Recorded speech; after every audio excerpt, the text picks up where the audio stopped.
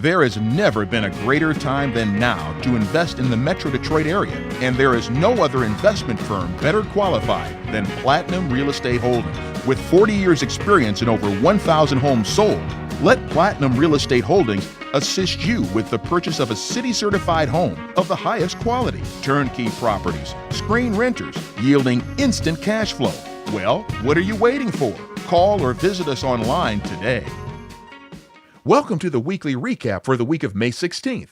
In today's recap, we're going to talk about 13 surprising extras that add value to your home, give you an update on China's largest ghost city, what Ortis Kembashi is like today, and lastly, talk about March housing starts. This week's recap begins now. Here are 13 surprising extras that add value to our homes. Whether you're looking for how to increase home value in a new cost-effective way or want to focus on upkeep, here are a few everyday extras that buyers love right now. Some of these may surprise you because you could already have some of these features right now that can ultimately increase your home's price tag. Let's take a listen. Number 1, fences. You may have heard the old adage, good fences make good neighbors, but they're also a pretty good investment, especially when you consider that homes without fences are typically priced significantly lower than their fenced-in neighbors. The fence type makes a difference, though. Go with natural materials like cedar, which bring privacy while adding plenty of curb appeal. Number 2, stainless steel appliances. Although trends come and go, the desire for stainless steel appliances seems to be here to stay. Number 3, walk-in closets. Let's face it, we all have too much clutter, making a roomy closet a highly sought-after feature in homes for sale. This popular extra might not increase your home sale price, but it just might help you sell faster in a competitive market. Number 4, a pool. This feature is weather dependent. However, if you live in a warmer climate, such as Florida or California, it could get you 14% above asking price. Number 5, exposed brick. Selling in the city? Buyers are looking for that industrial chic look of aged brick. Number 6, mudrooms. Like exposed brick, these specialty spaces tend to be a geographic preference. They are especially popular in New England. A good mudroom adds major value in the right area and seems to be essential for families in any suburb. Number 7, wood floors. Wood floors rank high on the wish list of many home buyers. The most valuable benefit of original floors is the fact that any damage can be sanded out and refinished extremely easily. Number 8, a boat slip. For the right buyer, a boat slip is a must-have. How much of a premium your boat slip can get you will depend on location, general demand, and often on type of home you are listing, particularly on the higher end of the market. Number 9, formal dining room. Although you might spend only a few holidays around the table in yours, the formal dining room is making a comeback. Number 10, fireplace. A fireplace might not increase your listing price in a tangible way, but it can boost your bottom line if having one helps you sell your home quickly. Number 11, impressive trees. Sometimes money does grow on trees. According to Green Cities Good Health, a study by the University of Washington College of the Environment says a mature tree in a yard added 2% of the home's price. Number 12, attic or basement bedroom. Even though you might have considered your attic or basement bedroom a quirky feature, many potential buyers think an attic bedroom is a great use of a commonly overlooked area in the home. Finally, number 13, smart tech. Smart tech meaning a sprinkler system, high-end programmable thermostat, or other green tech extra can be attractive features for your home's next owner.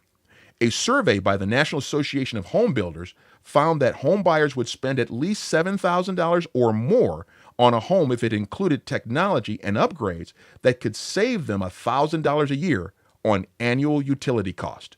Now for a description and update of China's largest alleged ghost city, Ortis Kembashi, a city built in the barren deserts of China's Inner Mongolia less than a decade ago. It is a new city born and built because of China's once booming coal industry. It is a picture of world-class architecture, extravagant public plazas, international-scale stadiums, and seas of new housing. The city has been called a modern ghost town, a steel-born city, and a failed utopia. Ortis Kambashi has been the recipient of an ongoing stream of criticism from a myriad of international media sources. The majority of coverage has posited the place as a shining example of whatever financial crisis China was facing that day. But is this a fair assessment? What is the real story of Ortis Kambashi? Well, the first reports labeled Ortis Kambashi a ghost town were in 2009. Both an Al Jazeera reporter as well as a Time magazine photographer delivered stories which highlighted the lack of people living in the new city, and the process brought China's ghost city phenomenon into global consciousness. The problem is no one bothered to ask the local government or anyone involved in the building in the new district why they observed so many empty buildings. In addition, the stories glossed over the fact that construction only began 6 years before, a scant amount of time for a completely new city of hundreds of thousands of people to be reasonably built and populated. Here's the real story behind Ortis Kambashi. The fact of the matter is, Ortis is a prefecture-level city, meaning that it is a special chief official government designated city that has a population in excess of 2 million.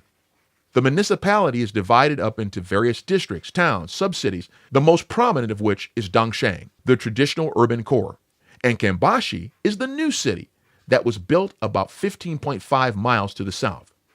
The current plan for Ortis Kambashi went from 1 million people to 300,000 people by 2023, roughly 20 years after construction began, due to the shutdown caused by the crash in coal prices, Ortis's main commodity and economic lifeblood.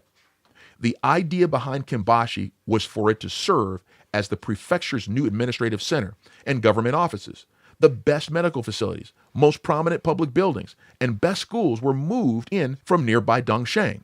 It was thought that the middle and upper class residents, many of whom worked at the above stated institutions, would soon follow, leaving the overcrowded and grungy old city behind, as the new city would be brought to life. At the beginning, almost nobody moved to Kambashi, since there was just places to work and no communal facilities yet. So people went back and forth between Kambashi and Dongsheng every day. Kambashi needed time to build this new city. Schools and hospitals were completed 2 or 3 years later. That's why the population was very small for the first 5 years. And this was also the time many media outlets reported Kambashi as a ghost city. Just as the old saying goes, Rome wasn't built in a day. Due to the lack of relevant infrastructures and services, Kambashi had a hard time attracting people in the early years. With further questions and research, early international reporters may have been more accurately describing Kambashi as a construction site in opposed to a ghost town. Fast forwarding to right now, Kambashi is right on track. Contrary to some claims that continue to describe Ortis Kambashi with adjectives like empty, there is actually a substantial population here. As of now, the new city has a daytime population of 100,000 people. 80% of these are full-time residents, and the additional 20% continue to commute daily from Dongsheng for work. This is up 30% from 3 years ago, and means that the place is now roughly 1/3 full, meaning that Kambashi's headcount is not too out of the ordinary for a new Chinese city at this stage of development. Bottom line, they are definitely going in the right direction. March housing starts, down 8.8% on a month-over-month basis, could warn of a housing slowdown. Groundbreakings on new homes rose 14.2% in March year over year, but fell 8.8% on a month-over-month basis, a new report indicated Tuesday. Economists reacted with concern that the slowdown does not bode well for housing's future health. It's highly likely that the less severe winter may have pulled forward more activity into February from March. This juicing last month's very positive report, said Jonathan Smoke, chief economist for Realty.com. That means despite the disappointing monthly slowdown, March contained some positive news in terms of single-family home construction. Single-family starts were up 22.6% year over year, though down 9.2% from February. However, starts on buildings with 5 units or more were up a paltry 0.3% month over month, but down 2% year over year. That split suggested builders are shifting their focus to single-family homes. This is important because during the housing recovery, builders focused on multifamily building, or when they did build single-family homes, built only the higher-end ones. That left a deficit of inventory that has contributed to rising prices and bidding wars in many parts of the U.S. The shortage of homes has been hitting buyers on the lower end of the market, including first-time home buyers, particularly hard. So gains in single-family construction could ease inventory constraints and officially help buyers breathe a little more easily. Breaking this news down geographically, March groundbreakings were up in the Northeast, but down everywhere else in the U.S. compared to February. Home starts rose 61.3% in the Northeast, but fell 25.4% in the Midwest, 8.4% in the South, and 15.7% in the West. The news provides a lot of numbers, but the bottom line is year-over-year numbers are generally positive, and February was better than March. Builder confidence in the market for newly constructed single-family homes stayed flat in April at a level of 58, according to the latest National Association of Home Builders Wells Fargo Housing Market Index released Monday. A reading of 50 or higher means that more builders rate conditions are good. Well, that's this week's recap. Please share your comments below. Thank you for listening and have a great day.